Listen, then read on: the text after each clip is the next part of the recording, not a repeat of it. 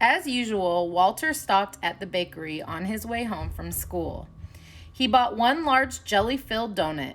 He took the pastry from its bag, eating quickly as he walked along. He licked the red jelly from his fingers.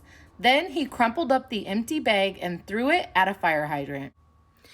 At home, Walter saw Rose, the little girl next door, watering a tree that had just been planted. "It's my birthday present," she said proudly. Walter couldn't understand why anyone would want a tree for a present. His own birthday was just a few days away. "And I'm not getting some dumb plant," he told Rose. After dinner, Walter took out the trash. 3 cans stood next to the garage. One was for bottles, one for cans, and one for everything else. As usual, Walter dumped everything into one can. He was too busy to sort through garbage, especially when there was something good on television. The show that Walter was so eager to watch was about a boy who lived in the future. The boy flew around in a tiny airplane and he parked on the roof of his house. He had a robot and a small machine that could make any kind of food with the push of a button. Walter went to bed wishing he lived in the future. He couldn't wait to have his own tiny plane, a robot to take out the trash, and a machine that could make jelly donuts by the thousands. When he fell asleep, his wish came true. That night, Walter's bed traveled to the future. Walter woke up in the middle of a huge dump. A bulldozer was pushing a heap of bulging trash bags toward him. "Stop!" he yelled. The man driving the bulldozer put his machine in neutral. "Oh, sorry," he said. "Didn't see you." Walter looked at the distant mountains of trash and saw half-buried houses. "Do people live here?" he asked. "Not anymore," answered the man. A few feet from the bed was a rusty old street sign that read, "Floral Avenue." "Oh no," gasped Walter.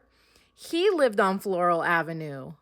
The driver revved up his bulldozer. "Well," he shouted, "back to work." Walter pulled the covers over his head. "This can't be the future," he thought. "I'm sure it's just a dream." He went back to sleep. But not for long.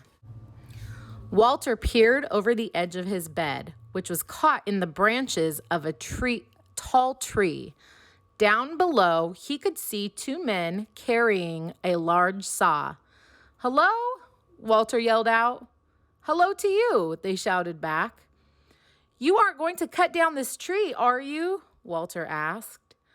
But the woodcutters didn't answer. They took off their jackets, rolled up their sleeves, and got to work. Back and forth they pushed the saw, slicing through the trunk of Walter's tree. "You must need this tree for something important," Walter called down. "Oh yes," they said, "very important." Then Walter noticed lettering on the woodcutter's jackets. He could just make out the words, "Quality Toothpick Company." Walter sighed and slid back under the blankets. Until Walter couldn't stop coughing. His bed was balanced on the rim of a giant smokestack. The air was filled with smoke that burned his throat and made his eyes itch. All around him, dozens of smokestacks belched thick clouds of hot, foul smoke. A workman climbed one of the stacks. "What is this place?" Walter called out. "This is the Maximum Strength Medicine Factory," the man answered. "Gosh," said Walter, looking at all the smoke. "What kind of medicine do they make here?" "Wonderful medicine," the workman replied, "for burning throats and itchy eyes." Walter started coughing again. "I can get you some," the man offered. "No thanks," said Walter. He buried his head in his pillow, and when his coughing stopped, fell asleep. But then, snowflakes fell on Walter. He was high in the mountains. A group of people wearing snowshoes and long fur coats hiked past his bed. "Where are you going?" Walter asked. "To the hotel," one of them replied. Walter turned around and saw an enormous building. A sign on it read, "Hotel Everest." "Is that hotel?" asked Walter. "On top of Mount Everest?" Mount Everest is the name of the highest mountain on Earth. "Yes," said one of the hikers. "Isn't it beautiful?" "Well," Walter began, but the group didn't wait for his answer. They waved goodbye and marched away. Walter stared at the flashing yellow sign, then crawled back beneath his sheets. But there was more to see. Walter's hand was wet and cold. When he opened his eyes, he found himself floating on the open sea, drifting toward a fishing boat. The men on the boat were laughing and dancing. "Ship ahoy!" Walter shouted. The fisherman waved to him. "What's the celebration for?" he asked. "We've just caught a fish," one of them yelled back. "Our second this week." They held up their small fish for Walter to see. "Aren't you supposed to throw the little ones back?" Walter asked. But the fishermen didn't hear him. They were busy singing and dancing. Walter turned away. Soon, the rocking of the bed put him to sleep, but only for a moment. A loud, shrieking horn nearly lifted Walter off his mattress. He jumped up. There were cars and trucks all around him, horns honking loudly, creeping along inch by inch. Every driver had a car phone in one hand and a big cup of coffee in the other. When the traffic stopped completely, the honking grew even louder. Walter could not get back to sleep. Hours passed, and he wondered if he'd be stuck on this highway forever. He pulled his pillow tightly around his head. This can't be the future, he thought. Where are the tiny airplanes, the robots? The honking continued into the night until finally, one by one, the cars became quiet as their drivers and Walter went to sleep. But his bed traveled on. Walter looked up. A horse stood right over his bed, staring directly at him. In the saddle was a woman wearing cowboy clothes. "My horse likes you," she said. "Good," replied Walter, who wondered where he'd ended up this time. All he could see was a dull yellow haze. "Son," the woman told him, spreading her arms in front of her, "this is the mighty Grand Canyon." Walter gazed into the foggy distance. "Of course," she went on, "with all this smog, nobody's gotten a good look at it for years." The woman offered to sell Walter some postcards that showed the canyon in the old days. "They're real pretty," she said. But he couldn't look. "It's just a dream," he told himself. "I know I'll wake up soon, back in my room." But he didn't. Walter looked out from under his sheets. His bed was flying through the night sky. A flock of ducks passed overhead. One of them landed on the bed, and to Walter's surprise, he began to speak. "I hope you don't mind," the bird said, "if I take a short rest here." The ducks had been flying for days, looking for the pond where they had always stopped to eat.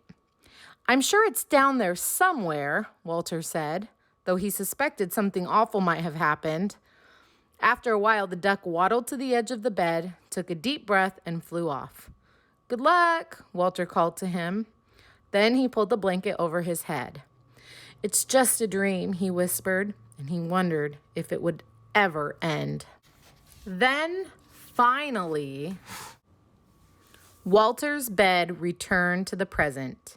He was safe in his room again, but he felt terrible. The future he'd seen was not what he'd expected. Robots and little airplanes didn't seem very important now. He looked out his window at the trees and lawns in the early morning light, then jumped out of bed. He ran outside and down the block, still in his pajamas. He found the empty jelly donut bag he'd thrown at the fire hydrant the day before. Then Walter went back home and before the sun came up, sorted all the trash by the garage. A few days later, on Walter's birthday, all his friends came over for cake and ice cream. They loved his new toys, the laser gun set, electric yo-yo, and inflatable dinosaurs. My best present, Walter told them, is outside. Then he showed them the gift that he'd picked out that morning, a tree. After the party, Walter and his dad planted the birthday present. When he went to bed, Walter looked out his window. He could see his tree and the tree Rose had planted on her birthday. He liked the way they looked, side by side. Then he went to sleep, but not for long, because that night, Walter's bed took him away again. When Walter woke up, his bed was standing in the shade of two tall trees. The sky was blue. Laundry hanging from a clothesline flapped in the breeze. A man pushed an old motorless lawnmower. This isn't the future, Walter thought. It's the past. Good morning, the man said. You found a nice place to sleep. Yes, I have, Walter agreed. There was something very peaceful about the huge trees next to his bed. The man looked up at the rustling leaves. My great-grandmother planted one of these trees, he said, when she was a little girl. Walter looked up at the leaves too and realized where his bed had taken him. This was the future, after all, a different kind of future. There were still no robots or tiny airplanes. There weren't even any clothes dryers or gas-powered lawnmowers. Walter lay back and smiled. I like it here, he told the man, then drifted off to sleep in the shade of the two giant trees, the trees he and Rose had planted so many years ago.